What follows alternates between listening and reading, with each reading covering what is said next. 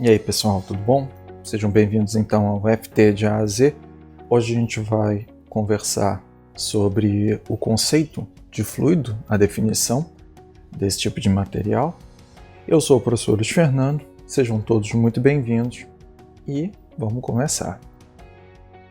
Para a gente entender como é o conceito do material fluido, eu preciso pensar primeiro numa visão macroscópica. A gente já discutiu a definição baseada na hipótese do contínuo e eu vou pegar uma análise de um corpo qualquer e a gente vai analisar uma força sendo aplicada de uma maneira contínua sobre esse corpo. Eu vou começar analisando o lado esquerdo do slide, onde eu vou considerar já de antemão o que aconteceria com um material em estado sólido quando eu aplico uma força. Eu gostaria que vocês prestassem bem atenção ao primeiro desenho, no instante T0, aonde eu estou aplicando uma força baseada aí nessa setinha. Quando eu pego e aplico a força, eu mantenho essa força, o que eu posso esperar desse corpo? Eu posso esperar que ele tenha a movimentação, afinal de contas eu estou aplicando essa força. Existe sim uma micro deformação finita. A nível molecular você tem uma pequeniníssima deformação, mas o que eu posso esperar disso? Essa deformação é finita e, portanto, aplicando continuamente essa força, o corpo simplesmente vai se mover. Isso no estado sólido. Agora, olhando para o lado direito do slide, o que aconteceria com um corpo no estado fluido? Eu vou aplicar uma força, caracterizada aí pela setinha. O que eu posso esperar dele? Sim, ele vai se movimentar, mas ele também vai passar a se deformar. Como a força ela é aplicada de uma maneira contínua, a deformação ela também vai ser contínua. Diferente do estado sólido, como eu estou mantendo a força, a deformação ela vai ocorrer enquanto a força se mantiver ali. Esse daí é o primeiro conceito que mostra as diferenças entre o estado sólido e o estado fluido. Mas eu gostaria de ampliar um pouco a nossa visão dessa força que eu apliquei sobre esse corpo. Eu gostaria de olhar uma perspectiva diferente. Então, eu gostaria de analisar agora o caso de um corpo qualquer. Vocês estão vendo do lado esquerdo do slide de vocês. É um corpo onde eu estou puxando, ou seja, eu estou fazendo uma força F minúsculo sobre uma determinada superfície de área A. Eu gostaria de olhar a força com um outro nomezinho. Not continua sendo uma força, mas eu gostaria de dividir ela pela área aonde ela atua. Eu vou chamar isso daí de tensão. Então a definição de tensão é força por unidade de área. Essa área é referente à superfície onde a força está atuando. As unidades no sistema internacional são Newton por metro quadrado e isso daí é Pascal. Para uma força F atuando sobre um corpo, eu posso decompor em duas parcelas. Uma que eu vou chamar de tensão normal, que é perpendicular à superfície, e uma outra que eu vou chamar de tangencial, que atua tangencialmente a essa superfície. A tangencial pode ser chamada também de cisalhante. E com isso, eu consigo decompor qualquer força nessas duas parcelas, a normal, perpendicular, e a tangencial ou cisalhante, tangencial a essa superfície. Eu consigo chegar à definição final do conceito de um fluido.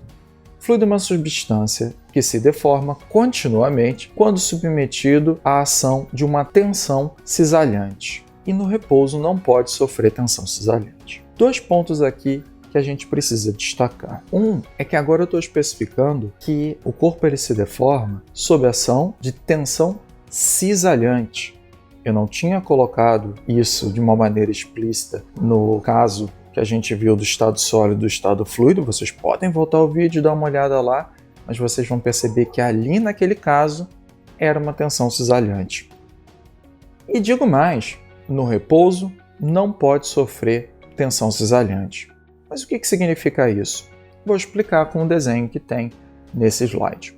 Imagina um corpo circular ou esférico, não importa, e eu vou aplicar sobre ele somente tensão normal, ou seja, perpendicular ao corpo. No desenho que está aparecendo aqui, no desenho que aparece no slide, as forças normais elas vão acabar se anulando. Ou seja, isso daqui é como se fosse um cabo de guerra. Você puxa, uma força puxa de um lado e eu tenho uma força contrária a ela do outro lado, e isso vai ser aplicado de uma maneira igual em toda essa superfície. O que vai acontecer então com esse corpo? Vai ficar parado, ou seja, vai estar em repouso. E eu gostaria de pensar, se eu colocar uma tensão cisalhante aqui, será que esse corpo ele vai entrar em movimento? Então eu vou considerar o caso agora de existir uma tensão cisalhante pequenininha, pode ser bem pequenininha, sobre essa superfície. Ela vai estar distribuída de uma maneira uniforme, tá bom? E o que você pode esperar então do comportamento desse corpo? Se tem uma tensão cisalhante distribuída de uma maneira uniforme, o corpo esférico apresentado na figura, ele vai começar a girar. Se ele está girando, ele saiu do repouso. Ou seja, a própria tensão cisalhante tirou o corpo do repouso. Mas eu gostaria de ampliar mais um pouco esse conceito. Não, professor, mas é porque você pegou e colocou uma força normal distribuída de uma maneira uniforme sobre essa superfície.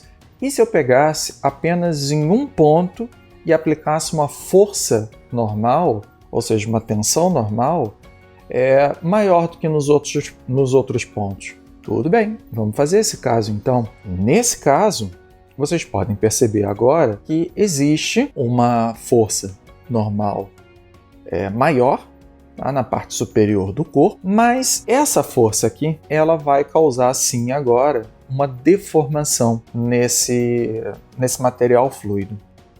Mas essa deformação ela não vem causada de uma maneira explícita ao que você está vendo nessa figura, que é a tensão normal. Ela vem causada pela microdeformação, e que está aparecendo no slide de vocês agora, ampliando a região. Essa microdeformação, ela vai ocorrer como? Ela vai ter, já que tem deformação, ela é causada pela tensão cisalhante, onde você tem essas duas setinhas no lado direito do seu slide, que representam o efeito da deformação inicial nesse corpo fluido, causado pela tensão cisalhante, e que, por consequência, por resultante, você vai ter a força normal, a tensão normal aplicada ao corpo.